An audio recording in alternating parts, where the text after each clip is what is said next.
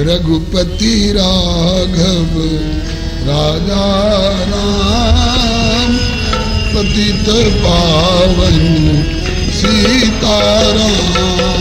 जय रघुपति राघव राजा राम, पतित पावन सीताराम। मंगल भवन अमंगल हारी, द्रवहु सुदशरथ अजीर बिहारी। मंगल भवन अमंगल हारी, द्रवहु सुदशरथ अजीर बिहारी। यह संवाद जासु उर आवा, रघुपति चरण भगति सोई पावा। यह संवाद जासु उर आवा, रघुपति चरण भगति सोई पावा। जय रघुनंदन जय सिया राम, जानकी वल्लभ राजा राम। जय रघुनंदन जय सिया राम, जानकी वल्लभ राजा राम। सीताराम जय सीताराम, राधे श्याम जय राधे श्याम।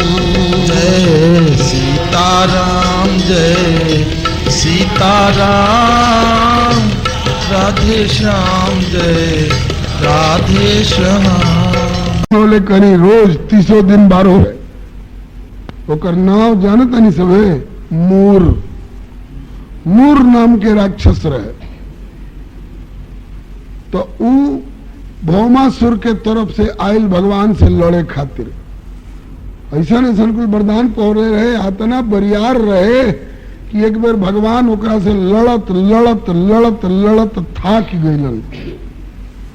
सुनी समय ध्यान से, भगवान लड़त लड़त थाक गईलन। ये थाके के कारण है उनका नाटक रहे, एकादशी की महिमा प्रकट करे के रहे, ऐसे थकावट दिखौलन। हरण सकल श्रम प्रभु श्रम पाई, तो थक के मनवा कहिए तनी चल के पकड़िया तर 2 घंटा सूत के आ तनी और ताजा हो जाए तब फिर लड़ एकरा से। आह दादा लखेदले पकड़िया तर पहुंच गए। आ भगवान तोले पटवाइल बनन हाथ ज्यो चलो जी सुतले में इनका पर करी चोट, तोले तो भगवान के शरीर में से उनकर अपन शक्ति प्रकट भइली। आ कहली जे हमरा रहते तो हमरा प्रभु पर तलवार चला देबो। अच्छा तो चल आवो। बसी का कहली उनकर शक्ति और राक्षस के मूर के मार के खत्म कर देली। भगवान आंख खोलन, है राक्षस के मारल हो? अरे सरकार हम ही मरली है, तू के हो? अते सरकार रौरे शक्ति है, जानत बढ़ले बनी, हमरा से सुनल चाहते नहीं, रौरे शक्ति है। अच्छा तो जा, तारा से हम बड़ा खुश भइली, तोहार नाम एकादशी देवी हुई। आप महीना में 2 बेर, जो अनहारी एकादशी अंजोरी एकादशी, 2 बेर तोहार आदर हुई। भक्त लोग जे तोहार आदर करी उ लोग धर्म पुण्य के भागी होई, पाप दूर होई, हम ओकरा पर प्रसन्न होकर भगवान कहले बनी। यही से एकादशी के व्रत करे लालू। ऐसा ऐसा राजा लोग भइल बा लोग, रुक्मांगद जी, चंद्रहास जी अपना राजभर में ढिंढोरा पिटवा दियल लोग, डुगडुगी पिटवा दियल लोग।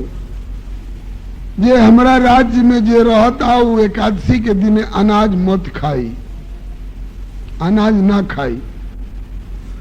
चाहे आदमी होके चाहे जानवर होके, अपना कुकुरो बिलार के अनाज मत दिया लोग हो। अपना बैलो भैंस के मत दिया लो अनाज, ओ लोग के फरहारे करे लोग, घसिए खिए लोग,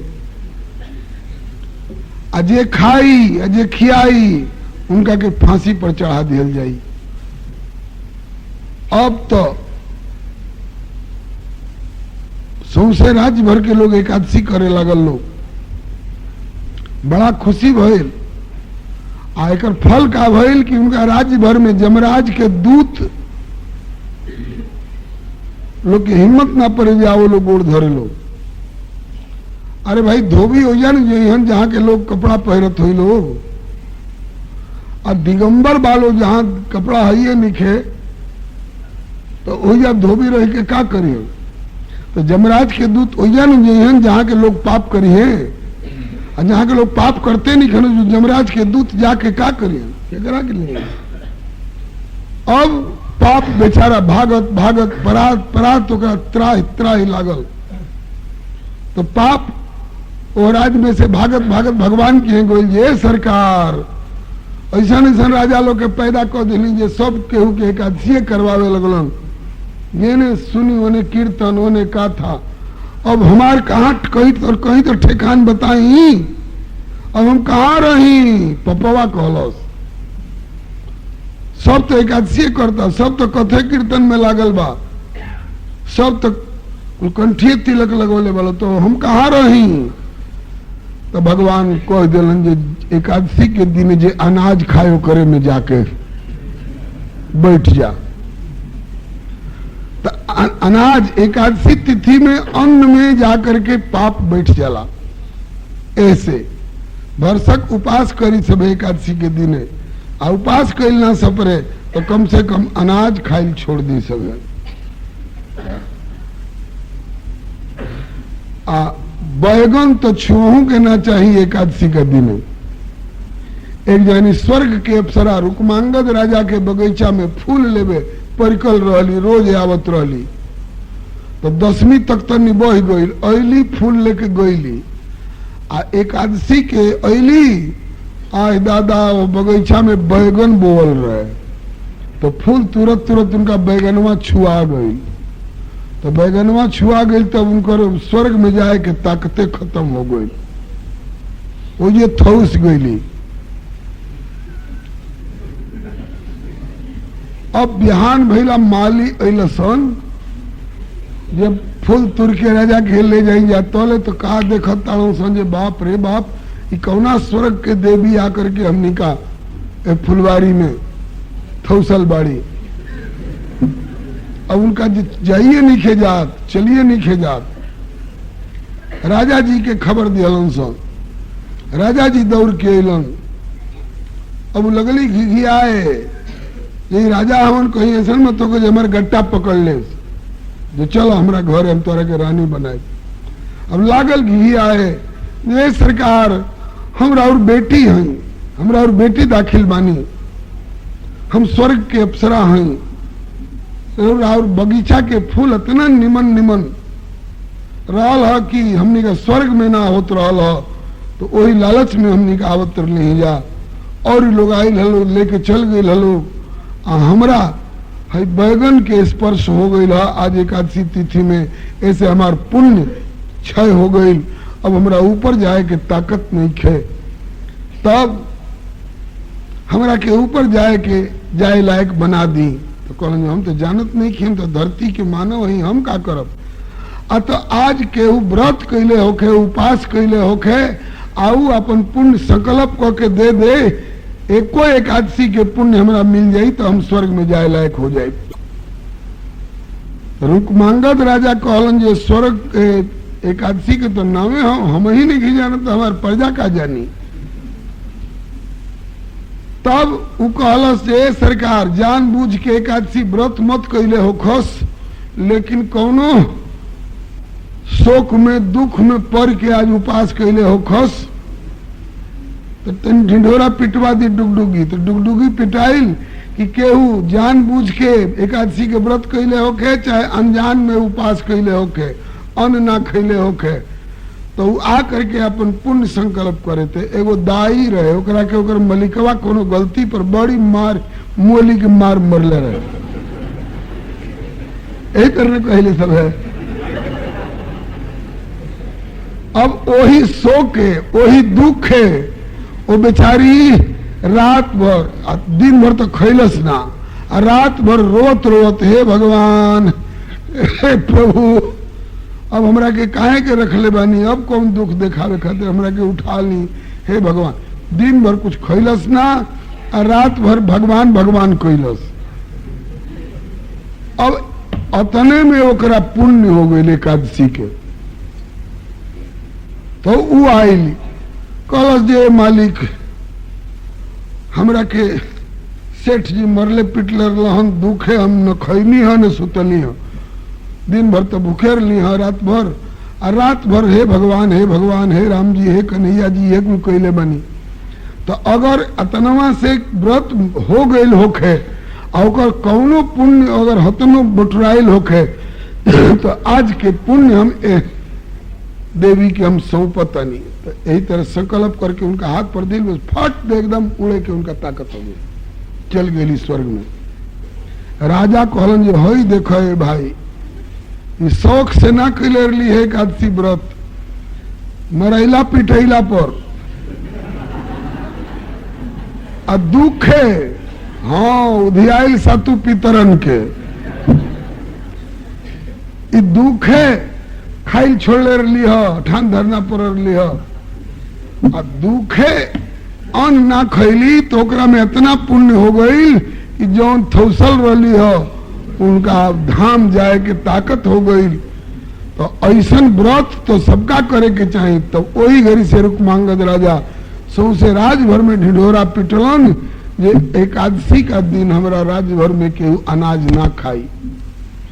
धोखा में व्रत हो गई तो ओकर इतना पुण्य जे श्रद्धा से करी एकादशी होकर पुण्य के का कहे के बा, ऐसे एकादशी करे के चाहिए।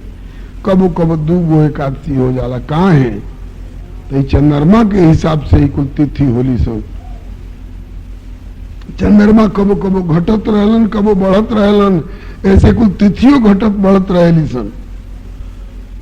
तो एकादशी तिथि जो ही आप पढ़ता ओकरा से पहले देखे के चाहिए जे दशमी कतना रही है। 45 दंड से कम रही है तब तो हम एकादशी कह ले, और जहाँ 45 दंड से दशमी बढ़ली तो बुझा जाइए तो आधी रात से ज्यादा चल गई, तो जाके धकिया देली अगली एकादशी के। तो जौना एकादशी के दशमी धकिया दे उ एकादशी छोड़ के द्वादशी में व्रत कल जाला। तो रौरा गुरु परंपरा में जौन एकादशी के मान्यता होके हुए करे के चाहिए, यही खातिर ही पर्चा दिया रहा बा। केहू दशमी आधी रात के बाद हेल गई तो वो एकादशी के छोड़ के अगला दिन करेला, आ केहू कहला जे ना 4 बजे भोर तक अगर दशमी ना रही तब तो हम व्रत कऽ लेब, आ 4 बजे भोर के बाद जहाँ दशमी हेलल ओकरा बाद अब उ एकादशी छोड़ देवे तो धकिया दिहल गई तो छुआ गई। ऐसे अब अगला दिन के द्वादशी में व्रत करब। तो यही से 2 दिन पड़ेला। और रौरा परंपरा में अगर पहल के दिन करे के विधान होके तो वही दिन कर ली, रौरा गुरु परंपरा में जहिया मान ली दूसर का दिन के हुकुम बा पर्चा छपल बा तो दूसर के दिन करनी सब। रघुपति राघव राजा राम पतित पावन सीताराम। जय रघुपति राघव राजा राम पतित पावन सीताराम। मंगल भवन अमंगल हारी द्रवहु सुदशरथ अजीर बिहारी।